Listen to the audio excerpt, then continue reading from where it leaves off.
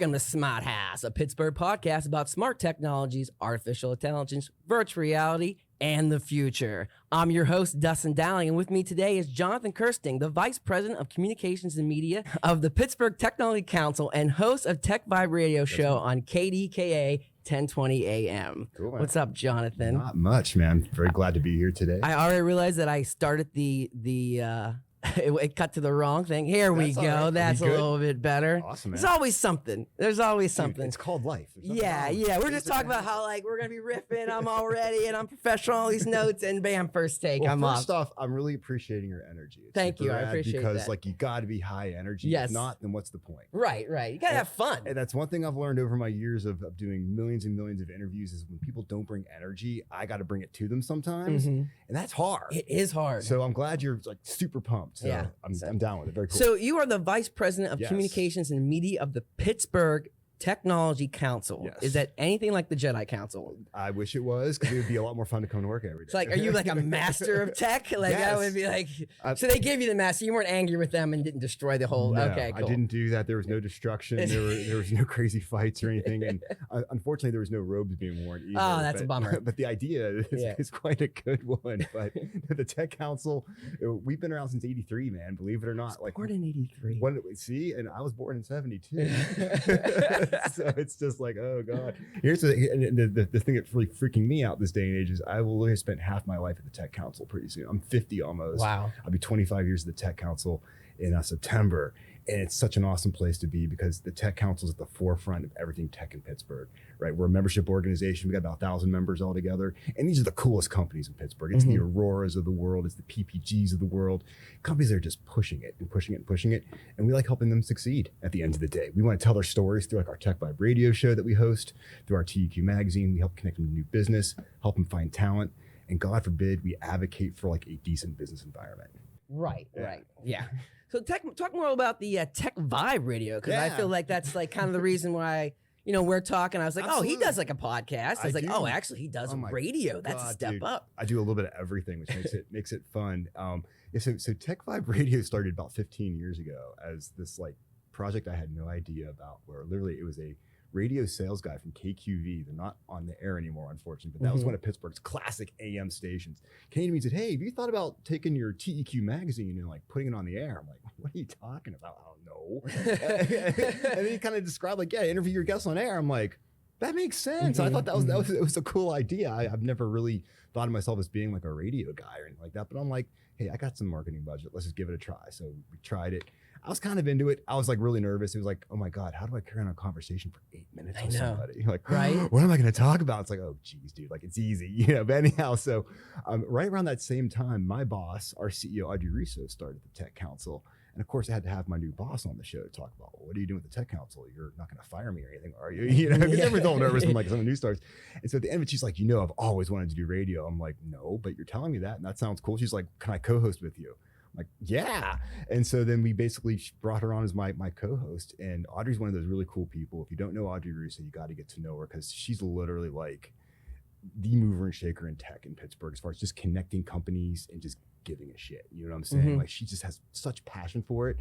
And so she wants to push things. She's like, how do we get on FM? How do we do this? She's always, and I'm always like, we'll figure it out. And so over the years, we've been on practically every station in town that will take a talk show, and we're currently now on KDKA on Sunday mornings, super early. But we get about 7,000 listeners. It's kind of fun. That's awesome. Yeah, no, the people out there, they just we want regular people in Pittsburgh to know that tech is kicking butt here, and that's what we love doing. Is telling stories, because it's we like humanizing tech companies. It's just people like you and I that are building these companies. They're a lot smarter than me, of course, but and that's one thing too. I was like, I gotta find some smarter people than me. I really, because I'm talking about this stuff, and you didn't find one today. I can tell you that right now. Well, this was my start. I started here. Good. But I do talk, and I've watched a lot of YouTube over the years. Obviously, I'm 38 years old, and that's been my bread and butter since after college of learning anything. Of course, and I just suck it all in. And there's still times where it's I just need to talk to experts, because I know I can talk about stuff, but when I have an expert on something, it's it's fun. Isn't it? Yeah, it's way more fun. It's great. It's way more fun. So you were telling me before you came on, you're on the Tech Council. Yeah.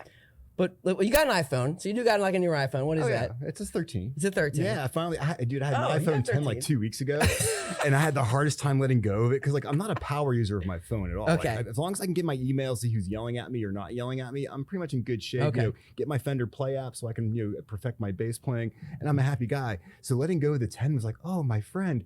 But now that I have the 13, I'm just like, oh, yeah. The 10 was a good phone, though. Actually, it was such a good phone that's one of the reasons that they got rid of it. Oh, really? Yeah, because it was doing so well that people weren't upgrading. They weren't up. See, I didn't. Yeah. It took me like 3.5 years. Yep, I had the 10 for a while too, and I think that was one of the main reasons where it was like they were like, "Whoops, we made that one too good." But I had to wait because I was like, you know what? This phone's been paid off for a while. I enjoy not having an extra $30 tacked onto my phone payment. So I'm like, and it works fine, so why not? It wasn't until AT&T was like, you can like upgrade this phone for like nothing. And I was like, oh, well, then it makes sense. And then at some point they'll make the 10 completely obsolete and won't be able to use it. Yeah, they'll have the button where it turns and off. Then I'll have to pay or something like that. So I'm Yeah. like, you know what? I'm very happy with a 13. So you don't have a watch? I don't. I used to be really into the watches though. So Oh, okay. I was really into the Fitbits. Yeah. For the longest time. And after a while I started realizing I know my data after a while. Like I know how many calories I burn. Like I know these things that it was monitoring, but I am tempted to get an Apple Watch because I would like some connectivity between my phone and my watch and just tracking some other stuff. So that to me is like, it's like, I think that's a good point because like once you got the data and then you kind of learn stuff, you kind of lost the interest. I know how many calories I burn. I mean, I know how little I sleep. Like it's cool. And like I try to do things to correct it, but it does nothing. So I'm like, all right. And so I think after my Fitbit's kind of like, those things were weird. They were designed to self-destruct. Like the bands would just melt away. Oh yeah. And they would just I had a cheap band for this and it Okay. was the worst. And I was like, just like buying the cheap chargers. You can't buy the cheap Yeah. chargers, they break. But Fitbit was great because I kept like replacing it. Like within a year, I'd say, "Hey, it's broken," and they would send me a whole new one, which was like okay. crazy. It's like a $400 thing. This was probably like 6-7 years ago. And after a while, they're like, "We're not no." And then I was like, "Well, I know my data, so what's the big deal?" So, yeah. See, I love my connectivity of everything. So Yeah. my entire house Okay. is outfitted. So like Okay. I got the watch, I got the phone, but I have Right. Google everything. So I have Chrome devices connected Okay. to all the televisions. I like it. I have a device on my thermostat Yeah. and then the doors and the cameras. Okay. And then what I have done is made routines. Yeah. So I will come down the steps and be like, "Hey Google, good morning," and it Okay. changes the temperature. It Ah. turns the lights on, turns the TVs on, and Okay. whatever I set programmed. Yeah, that's cool. I like And that. I like because I that. think it came from like when I get my daughter up, it was this weird like wake up, this like this like this TV, Right, this right, show, and I was like, I just want to say on, Yes. and then that started happening, and then I have the same thing with like shows and even my cameras. I can be like, Okay. show me my front door, and my television shows me my front door. I can say put something in my Walmart cart, and it does that, Yeah. and then even it does to a sense where I have my calendar all set up. What if you're talking in your sleep though? All of a sudden things that start could happening happen. and you don't know about. That could be a problem, man. I'm just saying. It is a problem. That stuff could happen. See, this is what you need to do. You need to be like me. You need to live in a house that's 135 years old. Okay. And so I can't retrofit anything into my house because I'm afraid that like all the dead mice in the walls are like load bearing. So I'm not going to like drill any holes or anything. But the idea for me is like, I'm just happy when I can actually just turn my heat on manually, much less if I tell. But I gotta walk down the Yeah. steps and do that then. Like, but so it is weird because I'm afraid like my greatest example is I use is a dentist appointment because Okay. most people go to the dentist every 6 months. Yes. And I've put that into my calendar, and Okay. now it kind of automatically says Google Yeah. reminds me. Good. But at some point, who is leading who? That's true. Like I'm gonna have everything kind of in the data. Okay, so and that's it's what just I've been like wondering you about. have to go to dentist. We're like, okay. Exactly. But so maybe you have some insight on this. I've talked to some people and they kind of confirm my suspicions maybe a little bit. I'm curious to see what you have to say. So I don't have any Alexas on in my house. Like I don't, it hasn't interested me. I'm kind of like, whatever. But what I do notice is though, as I'm just talking about my day, thinking about things that I want to do, or talking about things that I'm doing, or thinking whatever it is, I'm talking out loud. So I'm thinking my phone's picking up what I'm saying, and I start finding things in my feed or finding things in ad feeds that are exactly what I was talking about. And I have not Google searched for them. I've done nothing. So I do believe that there is something going on. Maybe it's like a super secret beta program where I know our phones are always So listening. it could totally Yeah. be. Or is it happenstance? It I could. don't know.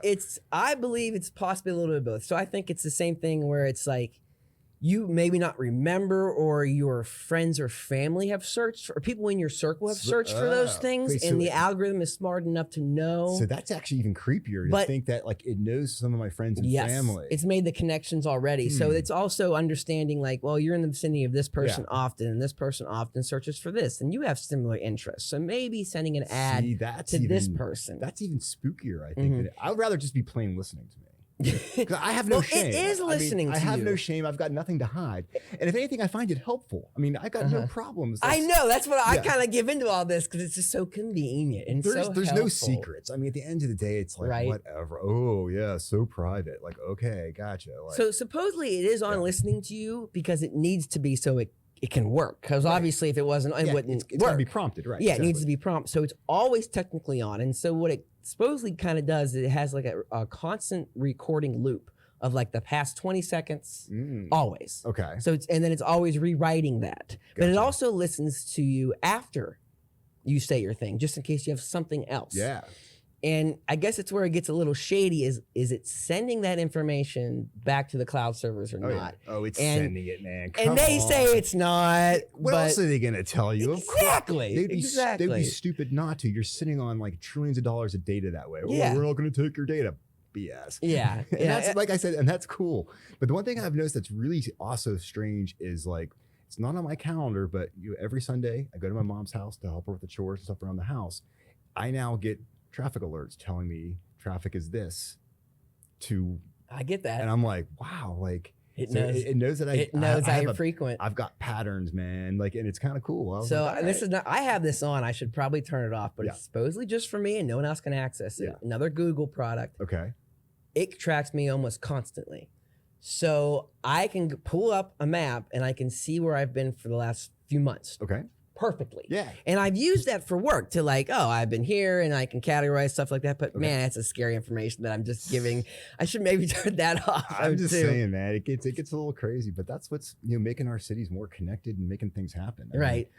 I think both ways. Right. Yeah. And I just feel like, I mean, of course, no one wants their privacy invaded. But I think at the end of the day, there's no going. I mean, we've all been hacked, right? Mm-hmm. All of our data is out there somewhere. I mean, if you were part of the Experian thing, 1 in 2 people who have a credit score, are there. I mean, I get the notice from my little credit monitoring thing that, of course, my phone's on the dark web. Well, why would it not be? Like, ooh, great. So I hope someone spent 50 cents to send me robocalls, because you know what? I get a robocall, I just hang up. I don't give a I don't even use my phone app on my phone. Like that's the worst app, because it's the most spammy thing. Exactly right. It's so funny. I love it. But we're gonna move right on. Oh no, actually, I'm sorry. I know what I wanted to say. I wanted to bring up real quick about Tokyo.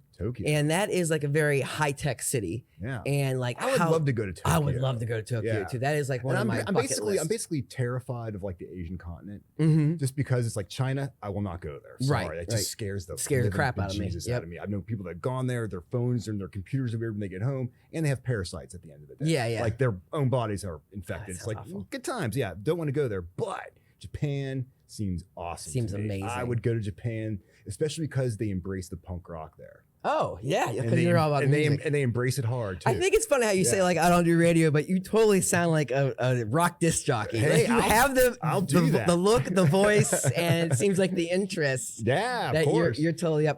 I'd spin records with my show if I could. But the reason I bring up Tokyo, because I believe it's the closest thing to, like, a smart city that we have in the world, I believe, and it has that whole feeling of, like, if universal income becomes a thing, and then people don't really have to worry about income, maybe in the smallest, maybe they're just like a painter, or like they do small code, and they just make a little bit of money. Gotcha. And then everything's on a subscription. They don't pay rent. They basically don't own anything. Okay. And then you don't even have a house. You basically just live in a tube. And they have these things like they have like a nap. There's places you can nap in Tokyo, which is just like a tube with a television in it. And you can climb up a ladder and you squeeze yourself in. You pay rent, take your nap, wake up. They have showers. Go to work. You don't have to live in a house. Yeah, that's a whole other way of living, man. Yeah, so I could picture like I need my cities like that. So you wouldn't live in a smart city that's so not like that. like that. I No, mean, I would.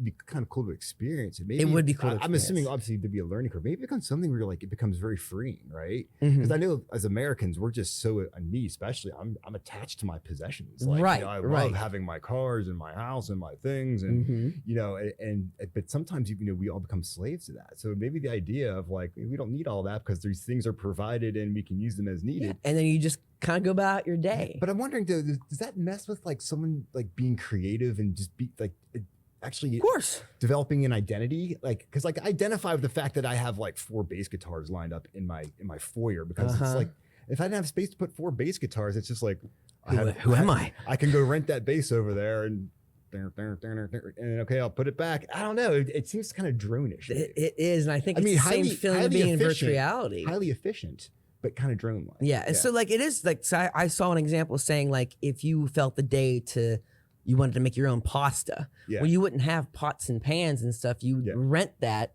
and that would just show up delivery Yeah. like from a drone Right. in like an hour, and then like, oh, today I'm making pasta, and then it would get picked up and taken away Yeah. because it wasn't something you do every day. Because So- what Tom York said in The City of the Future, it is difficult to concentrate. Like that would make it hard to concentrate. That's a Things great- if things just show up. Things just show up. I mean, there's apps now that's crazy. You can type in crazy things like the Batman having tea with a cat. Yeah, And the algorithm will kind of like paint that picture for you. So we Exactly. are moving in that direction. It's cool. Yeah, I think it's exciting. It's But exciting and scary. it's just, I guess what I'm curious of is like, can the human mind keep up with how fast we're able to pace technology now? I mean, you look at like just what instant communication has done just for the political process, Mhm. right? I mean, the fact that things have gotten so polarized just because we're communicating instantly. So you create these camps and you get feeds of information that are just about what you care about. And so all of a sudden it's like the human brain, I don't think was designed to Just take it all in deal with the constantly. speed. Yeah, and all yeah. of a sudden it's like I'm sleeping in a tube taking a nap. So I don't know. Damn, that's what it feels like. I always think of the Borg from like Star Trek, because Okay. that is like that race. Basically, what happened is they all combined and they kind of have one conscious. Yeah. Even though if you go and watch the movies, there is like a little bit of that, but still, like I'm like, because there is a funny thing that happens. This is I'll talk about when we want to talk about TikTok later. Is that with TikTok and kids watching TikTok all the time, you can play a song and grab a bunch of kids from all around the country, maybe the world, Yeah. and they'll all know the dance and they'll all be in unison. Yeah. That's kind of cool. Like That is isn't it? crazy to Yeah, know that yeah. now. So Comes this other consciousness, man. Like, yeah, it's like suddenly- this separate unity it's a conscious that we consciousness all have. of dance moves. So anyways, we're gonna do some Doesn't that quick sound like headlines it here. sounds like a Janet Jackson album, doesn't it? It should be at least. Yeah, exactly. That one's probably coming out soon. I hope. Anyway, so there's a company called Aris. I hope I pronounced that right. And it's a Pittsburgh-based drone company, and they're disinfecting the PPG arena and the PNC Park. So this is like a huge, huge drone, not the little ones you can. Yeah. And it flies around Yeah, cleaning and stuff spraying like that. stuff, right? Yeah, it's just spraying stuff. But I guess they also want to like make the technology for agriculture Yeah. and like infrastructure so they can do inspection and just public safety. So the company sounds cool, but it does sound Yeah. like another Terminator company. Well, it's kind of cool. I mean, hey, talk about. I mean, I'm assuming like that's we want things to be as clean as possible, Mhm. right? I mean, at the end of the day, especially with COVID, like let's Mhm. just make sure it's clean. Finding people to clean.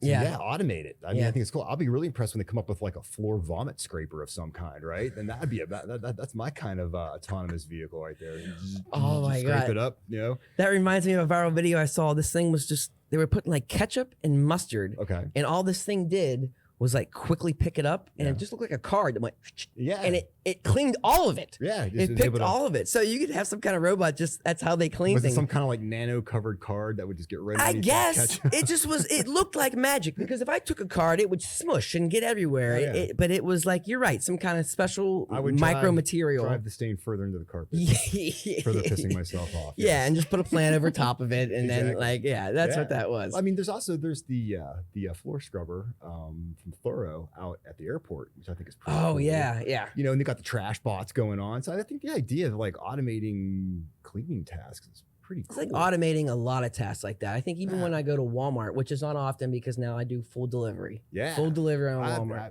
I'm all about that. I love it. But now when you go into Walmart, you go down the aisle, it's like, excuse me, Mr. Robot, Yeah. sir. It's like, so eventually it's just going to be you and the robots if you're still going 2 years from now. And that might be a little more uncomfortable. But, you know, you're right. In this future city, I feel like there's just going to be huge drones. Just when you see someone on skyscrapers cleaning, Yeah. there's just going to be just drones. That's a great idea. I You know? support that idea. Yeah. I mean, I'm sure the window washer union doesn't support that idea. That's the problem. The jobs are But- going to kind of. That's why I talk about universal income, because of all this technology. I feel like that might happen. I feel like I don't know. I mean, I'm all about everybody being able to keep their head above water, but I feel like at the end of the day, like, because I know so many of these companies, they're creating these technologies that are freeing people up to be better human beings, to bring more skill to the game. The problem is these people have to get the skills, right? Exactly. At the end of the day. So it is tough, but I still feel like this isn't going to like wipe out all the jobs and all of a sudden no one has income because, the robots are doing all the jobs. It's like the robots are doing the stuff that are dangerous. I mean, I think of a company like Gecko Robotics. I mean, they created this magnetic robot that scales infrastructure inside of like nuclear facilities and like industrial facilities with like smokestacks that normally a guy would go in there, or a woman would go in there all harnessed up, like crawling around, like looking for cracks and stuff. Dangerous for them, and they can't always find the cracks. You put a robot on that thing, it sees every single fissure in there, and then it collects all this data. So it's like, that's kind of a cool thing. It's pretty awesome. And you think about the people that takes to then operate that robot and to take the data and then actually analyze it. And so to me, I'm just like, there's always disruption in the marketplace. I mean, like when the automobile came, I mean, there was probably a whole industry around horses, that were like, oh my God, you're going to put us all out of business. Well, and that did happen. That did happen. But guess what? We're all still here complaining that we're going to put more people out of business. I keep feeling like, man, human beings are smart, man. Jobs are just going to move. You're right. It's going to be there's like 7 billion of us, and you can't seem to like make less of us because we keep finding ways to adapt. Yeah, no one's out there really handpicking corn. No, exactly. So I'm always like, there's an easy argument to say that jobs are going away, and maybe for the short term in certain areas, but at the end of the day, it's probably a job someone doesn't want to do. But right, exactly. I think it's exciting. I find all exciting. I mean, I have 2 drones myself, and they are one of the most fun, exhilarating things I've ever done. Do you actually have to be licensed if you get one or not? The law is now that if you want to do it commercially, you do have to go get your license. Gotcha. But it's still in that area. Is like you really got to be like, that's your weekly job, for them to come down. Like in Canada, I heard it's even crazier though, because you like kind of have to set it up like you're a real airline pilot, and like you have to call the tower in and stuff like that. So you still kind of have to do that here, but there's a lot of technology that's kind of built in. It's called geofencing. Gotcha. And it makes sure like the drone physically can't fly over. It stops. It stops. Physically it literally stops. says, I can't go here. Yeah. Now, of course, you can build your own drone and fly where the hell you want. You know what I mean? So I have the DJI ones that have so much built-in technology. Absolutely. It's almost like scary too, because the new ones is like, I can set it up like a shot. I'll be like, hey, I'm standing here. I'm going to do this. And I can say, hey, drone, do these 4 moves and track me. And I can forget about it, and it will just do this by itself. That's pretty cool, man. So, no, I love that stuff. It's and I feel like one day I will have my own little drone, like in video games. They always people have like things just kind of flying around, telling me things. Why not, man? I can't wait for that. So in more headlines, we're going to move on to our headlines. IKEA, they have a new virtual design tool, and it can delete your furniture and replace it with IKEA furniture. Yeah. So it's basically a tool that you kind of just take a picture of your room, and it will take out the furniture you don't like. Billy bookcase over there, some unpronounceable name for a bed over here. Yeah, you can redesign your whole thing. I heard there's a version 2.0 of that app coming out pretty soon. It's going to be exciting. It's going to show you what that furniture looks like in 10 years. That's cool though. I have some IKEA tables that are hardly identifiable as tables right now, but they're kind of artistic, and I kind of like. I mean, going through college was half of college. I feel was moving IKEA furniture. Yes. That's half of your college experience is putting it together and moving it around, and like it just gets because nothing that doesn't stay together very well. The way they have like the keys and stuff. At first, you're like, genius, this is great. It's all about the 5mm wrench, man. Yes. And that is funny. I mean, that was a conversation that said we need to make it happen with this small of a device. But I love that technology though. I mean, you're seeing that with like paint companies where you can take a picture of your house and see what color the paint's gonna look like on the walls and stuff like that. And for a while I was trusting, well, just how accurate is that really gonna be? But I'm feeling like it's getting pretty good. It's becoming more accurate. And I was thinking the same thing. I'm like, well, that's it's like when you like try to virtually buy a car. You're like, well, I'm not in the car. Like I'm gonna. It's like not And the same thing. The cars always look way cooler online Oh, of than course. they do in person. Yeah, they do all this stuff to them. They sit lower. They're not sitting like at US spec. Yeah. I'm just saying right now, like you're like, that looks really hot. Then you realize you see the dealer, it looks not as hot. No, it's wild like that. But I'll tell you what though, the whole idea of buying a car virtually is just the best thing in the world. Because as a dude who's probably owned over 40 cars in my 50 years of existence on this planet, it's bad. It's one of my bad things. Yeah. And it's just like, you don't want to have to deal with dealers. The last car I got, fully online, just picked it up. Really? I almost did it online. I just bought a new car weeks ago. What'd you get? And I got like a Ford EcoSport. Yeah. You know, and because of the times, I almost got something a little cooler. That's right. But it was like brand new, and I was like, nah, this is fine. But I almost bought online. I actually spent a lot of time doing all the research and stuff. Well, that's the in beauty Carvana. of it. Of course, man. You just do it all. You can get all the numbers, so you know where the dealer's coming from. You can go in there. Even if you go into the dealer, you can go in there so much. And that's right. I came in with way more information. Yeah. And the reason I really didn't do it online is like it looked like it was probably a little more expensive. But I can feel that switching. But anyways, still on the topic of IKEA. Yeah. And what their app, there's this app that I have used for fun. It's called Polycam. If I can bring it up here. Okay. And I forget this is also a video podcast. Yeah. And so on this thing, it can completely scan objects in rooms. Okay. And I'll try to test it out here, right here, if I can get it to work. Oh. Does it provide a 3D model? Yes, that is exactly what it does. Oops. So that's putting a lot of CAD companies in fear, huh? Right? Oh, come on, work. There it goes. So if I would walk around the studio. Yeah. I can make but I can see grabbing all the data points. That's pretty cool. If I can try to show. I like it. Yeah. I guess we got the green screen background, so it's not the same. It's not going to grab. So it will eventually make this whole thing. Let's see if I can do it real fast for the process. It says it's going to process in 20 seconds. Okay. And it's smart enough that makes that a 3D room that you could go in and walk around. Oh, look, check it out. So, like, you could walk around it now, just like in Blade Runner. It even scanned my hair. That's pretty cool. It did. It did. Let's see if I can try it got a little freaked out on the one side, but that's cool. That's impressive. So what's cool with that is basically you can kind of scan anything, first of all, objects, cups, and put it into your movies or videos. But you can also say, you know what? This house is really cool and I want to make a movie, or I want to walk around this house, and you scan it all up. Then you can go into VR and now you can walk through that house like you were there. You can take it and then put it into a VR app and create it like you're actually going through the space. Yeah. That's awesome. And so like I just see this like any hyper advancements. And when I talk about, VR and the Oculus Quest, it's just like video game graphics. Eventually it gets to a point where it's so good. It's so good. Yeah. And we're scanning stuff now. It's not just like you're going to be in a video game. It's going to be like, am I in the White House? Yeah. I'll tell you what, a couple of years ago, I had a pretty interesting demo of VR at our Tech 50 event with OpenArc. They were doing a project for an industrial company. It was a safety training. And this is the early days of VR before it was still a little rough. Like it looked like you're still in a video game. Yeah, but the idea was like, I had to go into this manhole and climb down a ladder and turn a valve off. I guess this is a procedure they had to train people on. So it was like you actually, once you kind of got into it, it was like, oh my God, like I'm on this ladder, and there was that disorientation a little bit because you knew you weren't, but everything in your senses was saying yes. Yes. But that weird part of your brain was saying no. But it was, to me, I thought that was so cool. So being able to see how that has progressed in the past 3 or 4 years, I need to go out and like hang out with our friends over at Facebook Reality Labs, or I guess Meta Reality Labs. Yeah. And I forget that it is in Pittsburgh. I would love to have someone on the show here. I mean, you realize like Chuck Hoover's your guy for that. Like he runs it. He's on our board at the Tech Council. And I mean, that is how Meta is going to create the metaverse. It's here in Pittsburgh. Mm-hmm. I mean, if you go there and look at the investment they have in there, they have these rooms on these concrete platforms where they built this, it's like a giant geodesic foam dome, but it has like this insane number of cameras. I don't know the exact details. I was touring it just before COVID happened. And I mean, this is like tens of millions of dollars. It's got to be for this setup. And this is them to be able to capture and create avatars for people. So they're getting every single angle. Okay, right. And I was just like, I mean, it's built on this like 10-foot thick pad of concrete to isolate.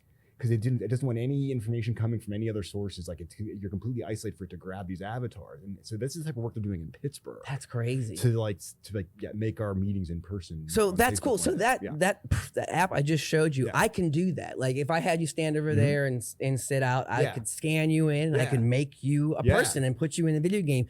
But if I can do that on the phone and they have something where you're on a platform, it's cool. It's like it's like Willy Wonka, like putting you in like to the television. It probably looks like that, to be honest. Absolutely, yeah. That's why it just blows my mind when I see that stuff. I'm just like, whew, okay. And it's funny, and I use Facebook, and I get annoyed at Facebook. I'm sure some other people do. I had to give up on that. Man. Yeah, I could see just from a mental stability Yeah, aspect. I understand. I couldn't take all my successful friends. Wait, you have friends on Facebook still? I didn't know that was still a thing people did. If you count my dad, yeah. Sure. Yeah. But I digress. But people do. I think their concept still. A lot of people are just still Meta is still Facebook, and they don't quite have wrapped their minds around what the Oculus or the Quest Meta. Yeah. Jesus Christ, they keep changing all these names. Yeah. What it really is going to be.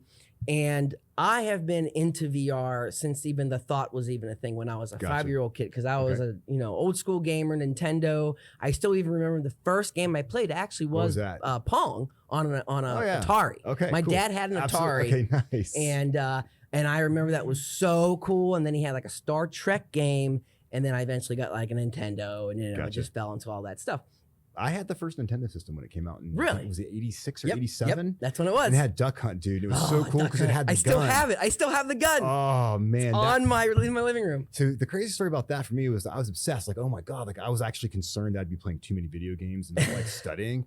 And then all of a sudden I discovered like I really wanted to learn to skateboard. And I sold my setup to my next door neighbor for $117. I remember exactly. And I remember going to Lakeside Schwinn in Houston, Texas and buying a Santa Cruz skateboard. And I never looked back. Never looked back. It's weird, man. And now you're on the tech council. I know. The tech council, and I have nephews that are just playing video games like crazy. And they're like, let me play. I'm like, so I need to actually get some gaming skills one of these days so I can maybe hang out with my nephew. That's cool. Because I've done the Call of Duty thing, and I get to a point, I'm sorry, if you're listeners, I was doing like the computer PC where my hand's on the mouse. And my daughter now plays that stuff, and she just wrecks me. Like it's crazy. Like I'm trying to be so strategic with that, but now with VR, and this is literally the last couple of months of how the technology has just wrapped around and just got developed. There is a game called Populous One, and it's a shooting game where you look down the barrel of the gun, and you have to reload the gun and do everything, and you're with 2 other people usually, and you have to talk and strategize. And finally, I am back to the point where like I can beat these kids again because now it's like I'm teamwork and I'm hiding, and it's like it was awesome, so refreshing. But it took 25, 30 years for me to finally have the VR experience that I'm living now. And it was really in the last couple of months. Do you think it's going to be kind of cool that in 5 years we'll be laughing about the experience we're having now? Probably. Yeah. We're going to be having this conversation in VR. Is going to be the big difference? I hope not. I don't want that. I still want to hang out with people sometimes. I do too, but I've done I jumped the shark a couple weeks ago. Gotcha. Because this would be very specific, but what happened in the video game, it was just like a map and you just walked everywhere. Okay. But they put a city in the corner. So you're basically taking a map and you're going times 10 because you got like 10 levels of it. Okay. And once that happened, it was like I'm running through and now I'm in the game hours. I'm completely immersed. I got this weird line on my head. Like you forget your body. That means the sweatband's too tight. Yeah. Or I'm really running around, laying on the ground and stuff too. But like at first it is kind of like off, and you can kind of see. I know I'm gotten so good where I can see my watch. Like I look down through and stuff. But I am totally in the game, and like I feel like I'm out. And what's the weird thing too now, I realized my memory of being in VR is heightened. Yeah. Because I think it's taking in less data. So you got to think you're in VR like this. Because it's not great yet. It's more myopic. Yeah, it doesn't have the technology. That's an interesting thought. Yeah, maybe because you're not processing as much data. That's what I think. Because it's also a lower grade. Yeah, and I feel like I'm like, that's weird. I feel like I could tell you every second of my last game. Like I turned left and I went, that's a weird. Or you're in some part of your brain that's just so channeled. It's like it was like, man, I wish I could remember walking down the street like this. So I just found that incredibly. Yeah, I just find that really weird and stuff like that. Sounds cool. So to keep on the line of this thought. What's next on your list? Do you think we're living in a simulation? I've thought about that many times. I honestly sometimes feel as if I have died and gone to hell and didn't even know it. You know what I'm saying? Like, I felt that. maybe I'm just assuming I'm alive, but being alive means I was in another life and I'm just now here. So, and I'm actually watching quite a few YouTube videos on existence and not existence and multiple universes. Yeah, and me too. I put it this way. I think as human beings, we are far too conceited to think we understand everything that's going on with our universe. I think we have no clue. Yeah, I really don't think we have agree. any clue. So I keep a super open mind to it because I mean, as far as I'm concerned, anything's possible. Yeah, simple as that. So, and I really, when I say that too and hear that, like, I really think anything's possible. Yeah. Just I give it mean, enough time for like anything's possible. Who was the developer at Google that believes that some of their technology was becoming sentient, and so they fired him? Yeah, I read into that, and there were some caveats to the story. But I bet you at say the to same yourself, time, when you look at how VR is coming together, how does that become much different than what we're living in now? Like I could say, who's to say we're not actually living in someone else's creation? Yes. I mean, there's some Simpsons episodes based on that, if I'm not mistaken, which were kind of entertaining, where they had some things living in a fishbowl and they jumped out of the fishbowl. And I'm just saying, I'm open to it, man. That story's been like retold over and over again. I love Futurama has an episode like that where they live on Bender, and it's a really great episode. But like, so I always think about that stuff, and I saw something that gave an idea of like maybe we're in a simulation, and it actually talks about the double slit experiment, which I've talked about before, and maybe you've heard about. Yeah. And I try to explain it as like, well, if you're in a video game and you're looking forward, the computer is not processing the rest of the game because it's not worth the time. It could in other terms of cache and whatever, but it's going to focus on what's in front of it. But we symbolize it like it's only showing you what's being measured or observed visually. Yeah, exactly. So if you think about, it's the same analogy as saying if a tree fell in the woods. Yeah, I was just getting ready to say that. Sorry, I'm taking away your thoughts. I just think we're on the same wavelength. But like, that's what the thought is. So if like what's behind me, because I'm not watching it and it's not being measured, it's really not behind me. Okay. And what the double slit experiment shows is, well, like basically everything is waves, which means time's nothing. It's why it did waves and vibrations. Yeah, waves and vibrations, and it's not it's measured or observed does it turn into a particle. And then when they explain that, and they said this is a real experiment they did. Well, when they show two particles, or they show one particle existing in two places at the same time, it's like, oh, that's why I'm like, no, like I think we know so little about how the universe actually works and what it actually is that we're kind of like fooling ourselves, especially if we're going to keep ourselves closed-minded about it, right? And it's not necessarily at the same time because time is not a thing. It's actually the same particle. Right. It's just how it's being observed, It's how it's being observed because everything has actually happened at the same time. Yeah. So, but what I've rewatched that experiment. It's like this like really crude animation. It's cool, man. But I rewatch it so I can like talk about it later. Try to wrap my brain you'll around it. impress a lot of chicks with that too. Oh yeah, it's happened. Yeah. Oh, that's right. It does not work that way. I wish podcasting could do that, but like it doesn't seem to work. Yeah, that way. I found out it doesn't work very well for me.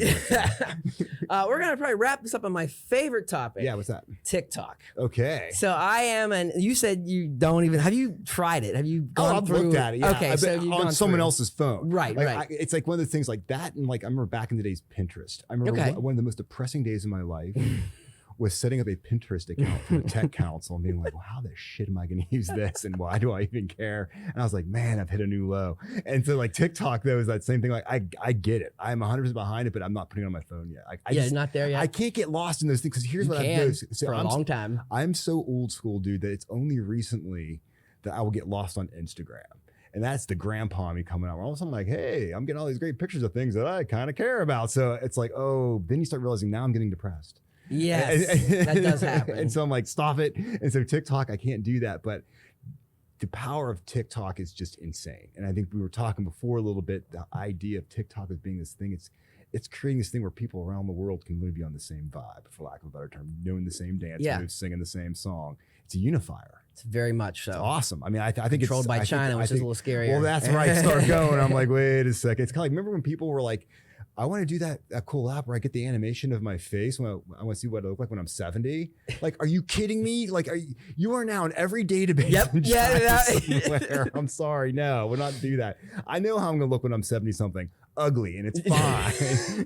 I'm ugly now. I'll be ugly then. It's gonna be okay. So that is true. I remember there's so many trends like that people did early Facebook, early MySpace. Yeah. And they're like, oh, this is just cute. And you're like, what did we do? Yeah, we just gave them everything. Yeah, we gave them everything. Absolutely. But TikTok is such a weird storyline because it was called Musical, which was an app. Was basically just a lip syncing app.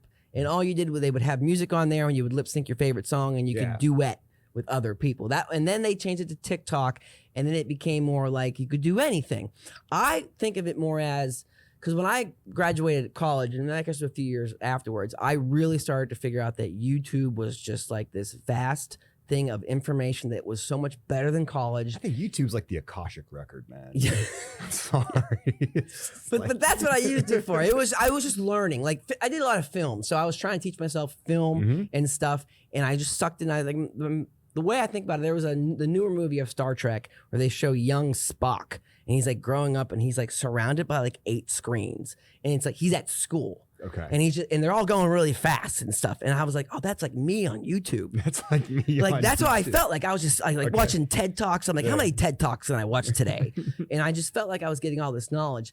But then when I started using TikTok, at first it was just like creative, like, oh, this is funny, this is cool, right, a little bit informative. But after months of using it, I realized the algorithm was much different than any other application. Yeah, how is that? Yeah, what are you noticing that's popping out of that? It knows what you need, not what you want. So like you think like that's kind of heavy, dude. Yeah, like you're really into video games, you know, and a lot of other apps. Eventually it's gonna start throwing more video games. It's like, oh, this guy likes video games, and it kind of gets to a sense where like I want something besides video games. It seems to understand that like I can't just throw all what you want because then it's not interesting, it's not surprising. Yeah. So you need to throw something else in there, and the more you do it, the smarter the algorithm gets. Of course. And I'm at this point now where I feel like I'm actually learning more stuff. There's this guy I follow called Matt Fixit, and all he does is go to house fixing like toilets and cabinets and kitchens. Sounds like my kind of channel. Okay. Yeah. Oh yeah, you would love it. And he edits it super quick. And it's like he's real quick, and he has like the energy like kind of like I have, and it's like and I feel like I watch this video for 2 minutes. It's all it takes, maybe less, and I'm like, I could do my whole bathroom now. You're giving me an idea, man. I'm gonna have to create my own TikTok account now and just do time lapse like fixing vintage Volkswagens. Dude, that would go viral. You think it would? 100%. I'm not even joking. I'll have to try that thing. I want to go viral. Damn it! Come on. It seems easy to go viral on TikTok. Everyone has their moment. Oh, everyone will, but not me. If I put it out there, -6 people will watch it. Yeah. It is weird though too, because it's like a crapshoot. Yeah. Like you think you put, like we talked about before, you put all this effort into something, and then some girl will just come over and lip sync what you did, and she'll get 3 million views, and you'll get 200. Exactly. So I'd love 200 views. That's funny. But I mean, I really feel like now that I try to go out of my way to follow certain things and try to push the algorithm a certain way. Yeah. But now I really like, if I don't get my TikTok in, I feel like it's like not getting my news in, or I'm going to be an idiot tomorrow. Well, so I mean, that's really interesting if you think about just the whole concept of content delivery in this day and age in media, as to how people really want to get their information. And so that's going to create some disruption. I get a lot of my news from TikTok. Yeah, no, I mean, I just how most people are getting their news from Twitter for the longest time, like, which is kind of scary because all of a sudden you're getting like people saying something who have said something who have said something. So you start wondering, well, how accurate is this exactly? I know. I still wanted to hear some journalistic standards from time to time. Right, and that's tough. But now even the mainstream, they don't have standards anymore either. Well, so apparently not. Yeah, so I'm like, try to find where are these standards at, you know? And some of these people on TikTok, I almost feel like these seem more like a journalist than anybody. Yeah. And that's the cool thing about being able to completely reinvent an industry. So I worked at a newspaper back in 95 to 97. I worked at a newspaper. And back then, what are those? I worked at the McKeesport Daily News. Yeah, I worked at the McKeesport Daily Newspaper. Okay. Yeah. And even then I was like, whoa, this is not a good industry. It's dying. And I remember sitting in meetings where we were just trying to discuss, like, well, how do we use the internet to, like, give news to people and stuff, but we can't give it to them for free. But how are they going to pay for it? It was just these problems are still kind of, and they still haven't figured it out. They still haven't figured it out. Yeah. But I remember us thinking we'd figure it out in a couple of meetings. But it was one of these deals where I was like, man, this is going to die. But you said before, like the idea of like automation taking people's jobs away. Dude, journalists are not really around right now. Yeah. I mean, newspapers are like, they employed lots of people are falling apart. They have AI doing news. Yeah, because at the end of the day, it's like technology moves forward. We, as human beings, we're seeing people adapt and create things like TikTok that are ways that people can get their news. So yeah. I just feel like, they almost can get everything now. Yeah, That's kind of getting the creepy I part. guess at the end of the day, like we can't get too sentimental about anything in the world, saying, "Oh, that's the way it's got to be forever." It's like, no, it's like things are going to change, and it's crazy. And then what will happen is you'll be able to plug in and go back in time in your and then you can live that moment. Is that So kind of like the rewind thing on the web where you can go see your website from like 10 years ago. way back, the Wayback Machine.